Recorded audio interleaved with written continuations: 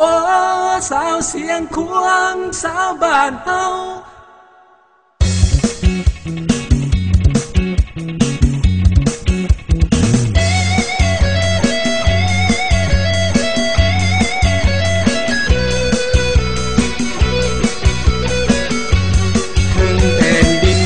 แสนหาแพงของภาษาลาวผู้อาจอามยังมีสาวสวยงามเหลือเกินเสิร์นแม่เสิร์นอายทหารพนักงานทั่วหน้าเสิร์นมาแววยามสาวเสียงควงมาแวเบิ่งจากมือจากวานเมื่อหอดยามเขาได้นาเขียวงาฟุ้งทุ่งมันต้นให้สาลีเขียวอุ่มถนนปูไผก็ย้องว่าสาวบ้านเฮาจะแม่นเก่งแท้นาเฮ็ดนาก็ได้ไปลำเลียงก็เก่งสาวเสียงควงจิตใจปลอดใสดังน้ำนวลความลิ้นไหลเย็นอยู่กองห่มแปกลมพัดปีวอนหน้าอ่อนซ้อนแม่สาวกองร้องแม่นกองห้อย12 มิลลิเมตรความฝึกแอบวิชาทหารเพื่อต้านทานกับโจรอากาศเมริกาโอ้สาวเสียงควงสาวบ้านเฮาสมที่เป็น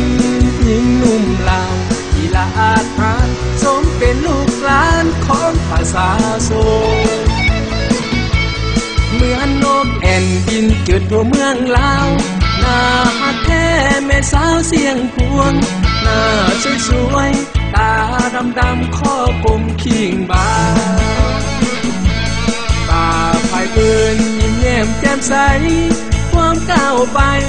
ตามเส้นทางปลดปล่อยประเทศชา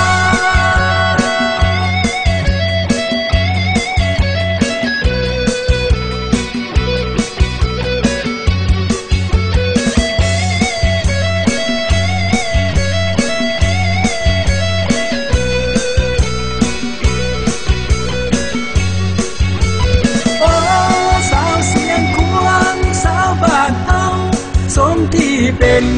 หญิงหนุ่มลาวที่ละอาจหารสมเป็นลูกหลานของภาษาโซเหมือนนกแอ่นบินเกิดทั่วเมืองลาวหน้าฮักแท้แม่สาวเสียงควงหน้าสวยๆตาดำๆข้อกลมขิงบานตาไฟเปื้อนยิ้มแย้มแจ่มใสความก้าวไปตามเส้นทางปลดปล่อยประเทศชา